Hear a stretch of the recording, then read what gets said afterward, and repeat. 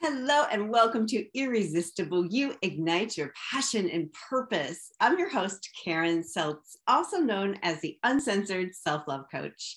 Today, we are going to dive into commitment. What does it mean to be 100% committed to something, to make a declaration, to close the back doors, to not have a plan B?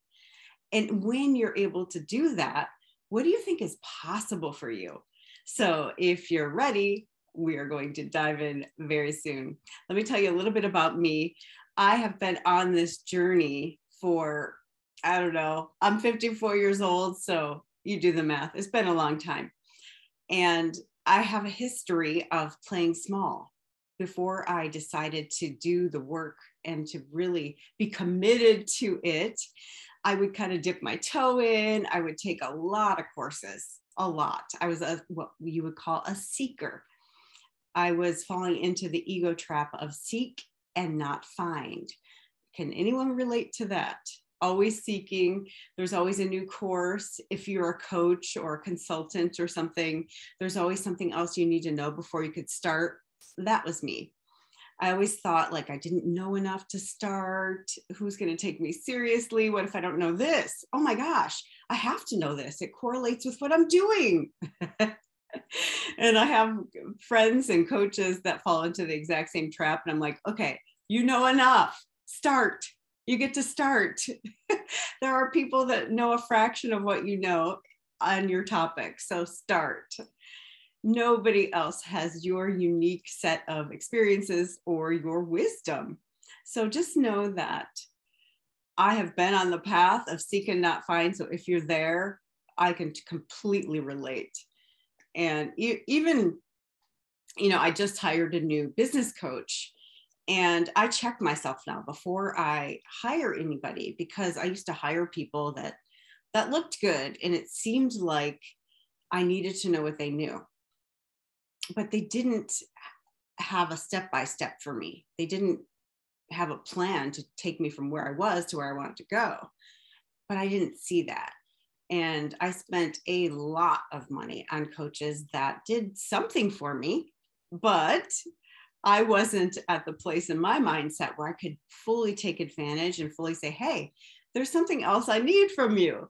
So I'm very excited that I have a new business coach, and I'm going to be working on some digital products, which is exciting, like a course and a new group coaching program, things like that. So hold on. There will be a launch coming shortly. I'm very excited about. So commitment. I'm going to say 4 years ago, I had a business coach, and she had brought this transformational leadership program into her company because she said, I can only coach people to a certain level because their mindset won't let them go past there. So she brought leadership into her company. Now I thought it was like, okay, this is how you lead, corporate. That wasn't it. It was transformational leadership. It's dealing with all the BS stories that we've accumulated over the years and kind of debunking them and helping me to gain an awareness of the rackets I was running, which is very interesting. And one of the things I learned is when you have a racket, and let me explain what that is. It's like in the spiritual world, we call it a con. It's the story that you're believing. It's not really true. Like all of our stories are not true, or they could be because we will find evidence to substantiate them. But it's what con are you running? What are the rackets, which it means like for me, like one is looking good. So if I don't look good, then I'm not safe because people can judge me. They can say bad things about me. They can put me down, whatever. And I'll believe because of their comments that I'm unworthy or unlovable. And we make up our own meaning based on that. The other one is being right. I talk about that a lot. So one of my rackets is I like to be right. And I think a lot of people are in that one. at least the people that I attract were like, no, I'm right. No, you're right. I mean, no, we don't say that. You're right. You know what I mean? So it's being aware of them And then what I like to do is kind of dance with them. And I talk about that a lot because one of the tricks of the ego is seriousness. So if you are being very, very serious, just know that the ego mind is in charge because your spirit is playful. It likes to play and it doesn't take things so seriously. Things are lighter. And one of the things I was thinking about, because I'm kind of rebranding and figuring out my niche and all those good things, is I put the light in enlightenment because it gets to be fun. We get to be aware of ourselves so that we can make changes, so that we can show up differently, so that we can behave a certain way that we choose to behave instead of being on automatic pilot, which is what we are on most of the time. But it gets to be fun. And here's what I've learned. Like, we can fight, we can kick and scream through our lessons. We'll still learn them. We can resist them. They'll come. When we resist our lessons, they get louder. So people that don't take time off work, for example, they might get sick so that their body breaks down and they physically cannot work. So that is an example of the lesson getting louder. People that are addicted to exercise, they might get into a car accident and break a limb so they can't work out all the time because that's where they're getting their identity. So it's like being aware of the lessons when they come. Like maybe you pulled a muscle and you're like, oh, I'm gonna work through the pain, no gain. So then the universe is like, okay, you're not listening. Here's an accident for you. So it's paying attention to the subtle cues before the universe must get loud to teach you the lesson. The other thing is we can play through our lessons.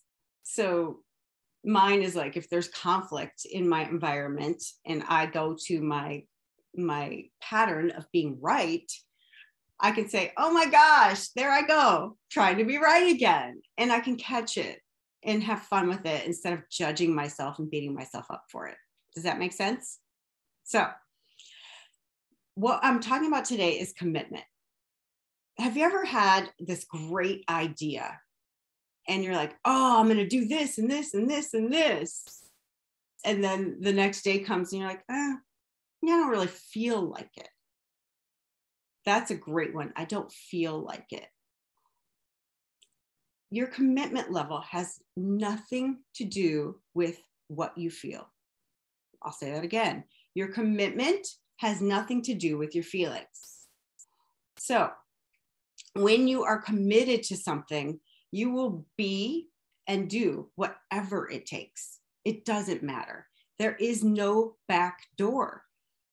And when there's no back door, the universe conspires. And I've used this word before. I love this word. It comes from Latin, to breathe with. So the universe conspires with you. It breathes life into your commitment and into your declaration. And it causes all these pieces to move into place under the radar where you can't see it. And all of a sudden you meet somebody who's like, oh my gosh, you're exactly who I've been looking for. I've been looking for a speaker for my event who knows this exact topic. And you're like, what? Thanks, universe. So if you had a back door, which means like a plan B, well, if this doesn't work out, then this. It'd be nice to have this, but it'll be okay if I don't. So you're sabotaging yourself before you even start.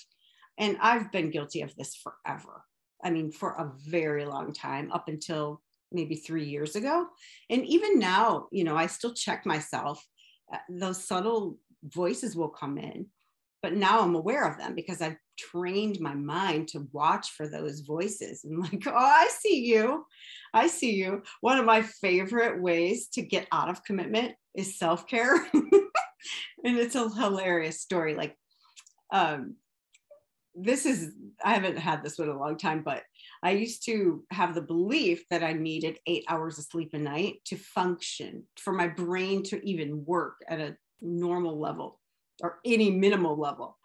And I was in this leadership program that I was telling you about, and we had this project And everybody, the entire class was working together for this project. And I'm like, well, it's my bedtime. I'm going to go home. Like the entire class is there. And I'm like, nope, that's a boundary for me. I get to have 8 hours of sleep. Now I'm laughing because I proved myself wrong. And there's something that clicked in me that said, no, you don't. That's a bunch of crap. You do not need 8 hours of sleep every single night. You will be fine. And one of the sayings they kept saying over and over is energy is a choice. So I'm like, okay, I choose to be up. I choose. And the other thing was with the 8 hours, it included time for me to do my hair and makeup. And that's one of the masks I wore to stay safe. I'm like, well, what if you don't do your hair and makeup? That saves you 45 minutes. There you go. You can sleep extra. Wear a ponytail. It'll be okay. You'll survive. So it's just those little subtle things that we think are have-tos. Like I have to do my hair and makeup to be seen in a group of strangers or out in public or whatever. So I find this to be funny now, but I understand it's not funny when you're first confronting it. So what are your have-tos? And examine them. Like I have to say yes. When people ask me things, I have to say yes or they won't like me. And just examine, like go deeper, like, okay, well, what does it mean if they don't like me? Will I be okay? Yeah, probably you will. But it's a matter of looking at them and noticing your patterns because they are subconscious. They are running you rather than the other way around, because we've talked about this a lot of times, but 95% of everything you think, believe, feel, and do is motivated by the subconscious mind, which means usually it's programmed and we don't even know that we think, feel, believe, and do what we do. We think we're in control. Oh, that's so funny. It's so funny when we think we're in control of what we think, feel, believe, and do, because it's simply not true. So let yourself off the hook. Say, oh my gosh, it's a program. And in order to change any program, you get to figure out what you want instead, and you get to reprogram. So every time it comes up, you're telling your subconscious mind, look for this pattern because we're changing it. We're going this direction instead. We're not going over there anymore. We're not. So have fun with it. So I love this topic. I love commitment. So the back door. Let's talk about back doors. What kind of back doors might be possible? Might you have? So let's see. I will commit to this relationship. All right. So let's take a marriage, for example. But if it gets hard, I can always get a divorce. I can always go live with my mom. I can always do this. I can always have an affair if he's not giving me enough attention. I mean, we have a lot of these things. I can always withhold my attention or sex, or, if I'm not getting what I want. So there are a lot of back doors. And you think about, these subtle games we play to get what we want, and it never works. So I'm going to use a relationship for an example, because right out of my marriage, not right out, but a couple of years later, I had this relationship with this man who I simply adored him, but I was a mess. Like mentally, I had come out of a dramatic relationship and I was used to high drama. And this guy was like kind of normal. And I used to use these manipulation tactics that never worked. And I never examined. And what I'm talking about is like, if he wanted to spend time with his friends and not me, I used to make up that he didn't love me. He didn't want to be with me. I wasn't enough. I wasn't worthy. I wasn't lovable. And he was just normal. He wanted to spend time with his friends. Was not a big deal. But at that time, I thought it meant something about me. So I used to try to manipulate him to make him feel guilty, or I don't know, to change his behavior. Now, what do you think that did? Made him not want to spend time with me. Made him think, what am I doing with this person? It didn't work. And I never looked at, okay, what do I really want? I really want a healthy, loving relationship where we're committed and want to be together. And if I had looked at that, what my intention was, I would have approached it differently, I think. Maybe not with my mental status at the time, because I honestly, I had a lot of things to work out still. But if you look at what's your intention, and then is the behavior that you're choosing going to get you there? In a relationship, anytime we're trying to manipulate, it's not going to get us what we want. It might in the moment, and it's like a quick fix. It's like an addict. Like, okay, I'll take a drink and I'll feel better for a minute, but then I'm going to feel like crap for a long time if I'm an addict, right? So it's like that. It's looking at what's your long-term goal. So commitment.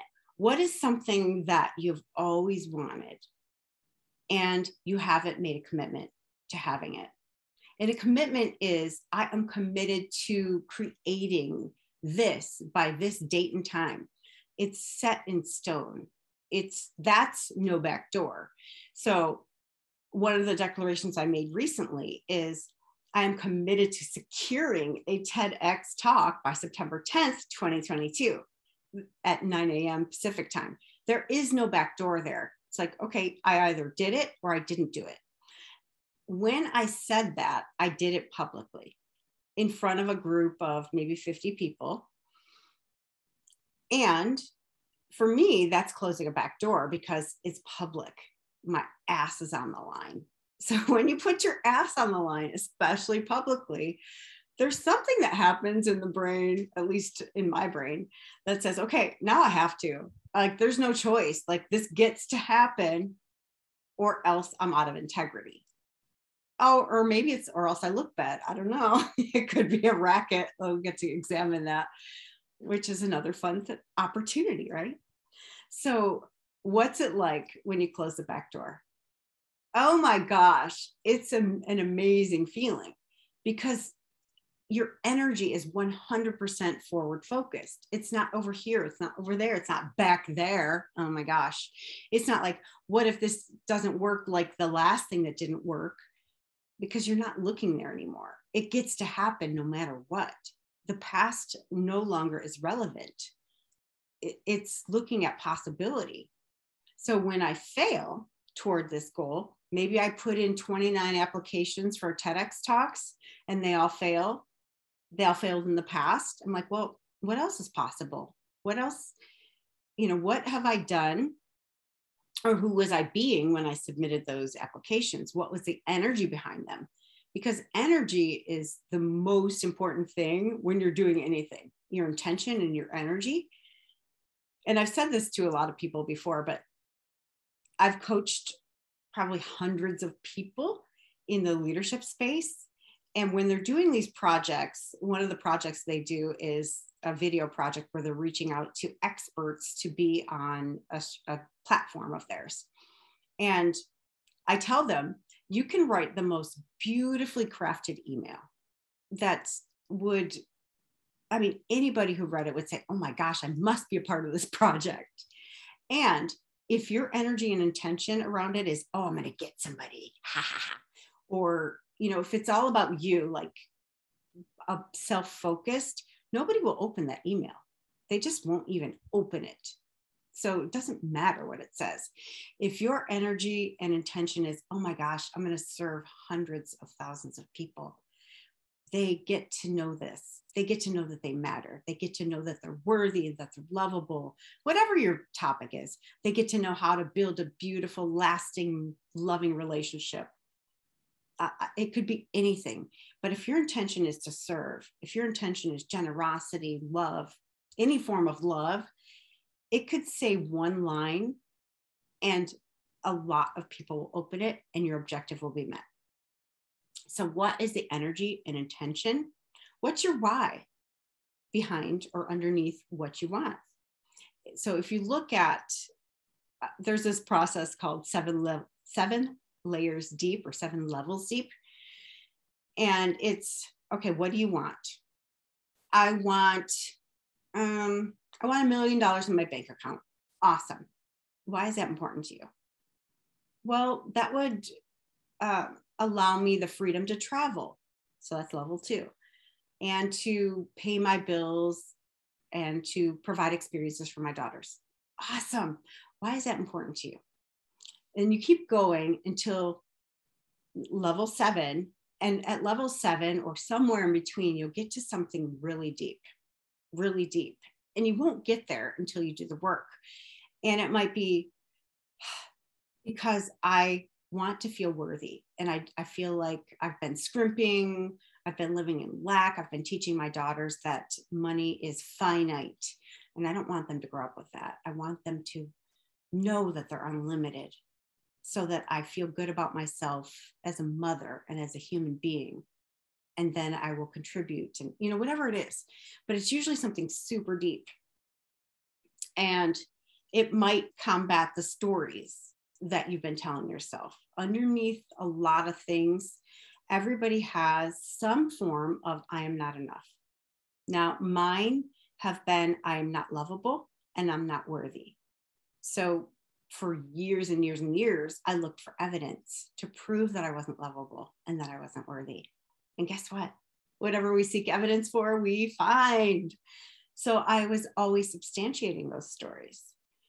And then not suddenly, but over time, I realized, well, I could tell a different story. Like, why not look for evidence that I am lovable, that I am worthy? And it turns out I had to find it inside myself. It was not out there all along.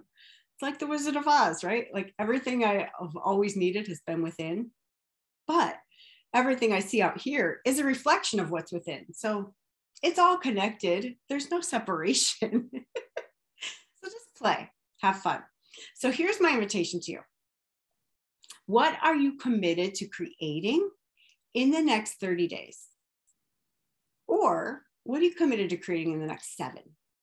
If you have shiny object syndrome, make it small.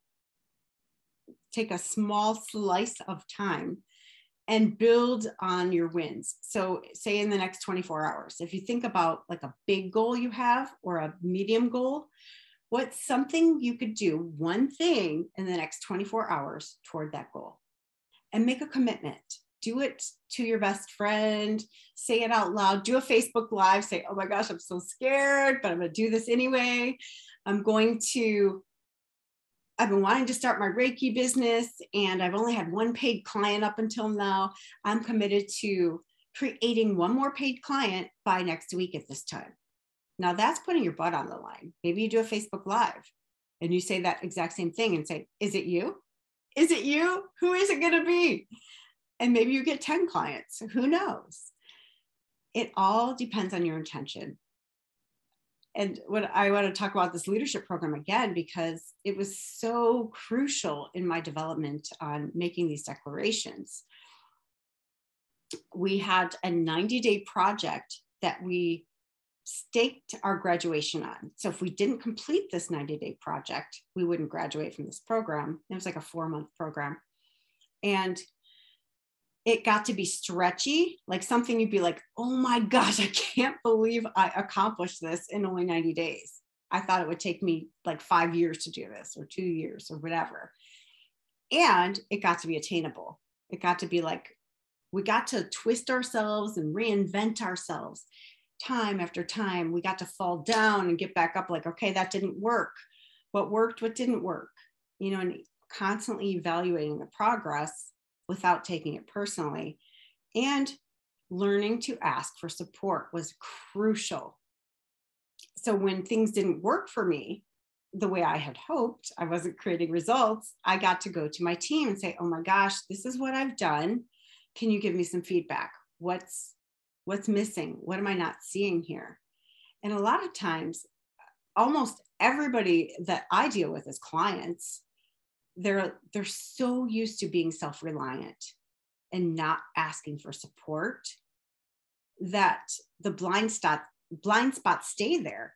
Our blind spots, right? We can't see what we can't see. We get to get feedback from other people that are willing to be honest with us, direct. And I consider that to be very, very loving when people are direct, when I'm asking for it, right? So I was willing to get feedback. And a lot of times it came down to, okay, Do you have a back door? Yeah, I do. Do you believe that this is possible for you? Well, not really. I've never done it before. Okay, what will it take for you to believe that it's possible? You believe that Jenny over here did it, right? You see her, she did the exact same thing. She didn't know if she could do it.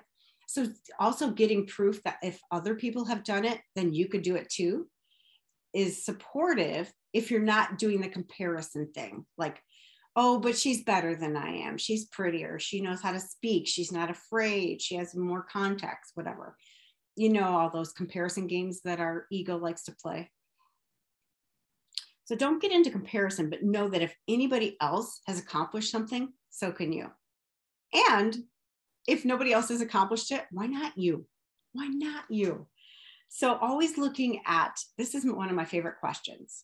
What else is possible? What else is possible? So if this didn't work, well, what else is possible? What else could I try? What else? And being open, because like I said in the beginning, the universe will conspire with you. So we have access to every bit of wisdom from the lineage that's ever been, and any wisdom that will ever be, ever. It's just a matter of asking for it. We get to open up and say, hey, whoever you pray to, give me the answer. Give me the answer. What would you have me do? I'm open. I'm open to receive.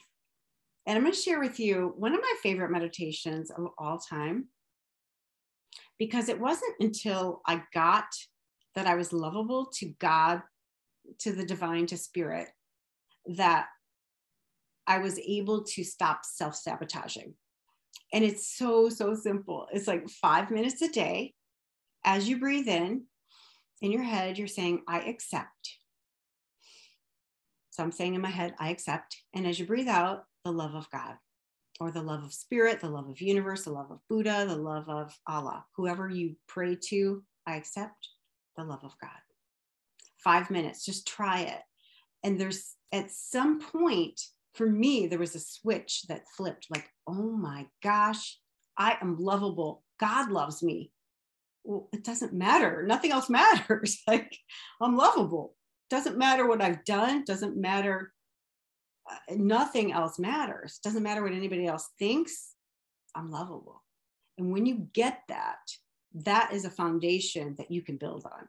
And from there, you can know that God's got your back, universe, spirit has got your back, and you can accomplish anything from that point. So commit, close the back doors, close them, slam them shut, because when they're open, even if they're just cracked, your energy is like flowing out that door. It's flowing out. It's leaving. You want 100% of your energy going this way. And when you make a declaration, especially in public, you will create it. You just will. And revisit it every single day and see and check your progress. So you want to look at what's working, what's not working, and evaluate it from a, the outside scientific perspective, like, oh, like you're doing an experiment. Well, this is working. This isn't working, because everything's an experiment unless you've done it 1,000 times and you're rinsing and repeating. So be gentle with yourself, play, have fun, because life is meant to be enjoyed, and we can learn our lessons kicking and screaming or having fun. So I would love to hear what you're committed to in the next 30 days. Shoot me an email, Karen@KarenSeltz.com, and I will see you right here next week. Thank you so much for watching.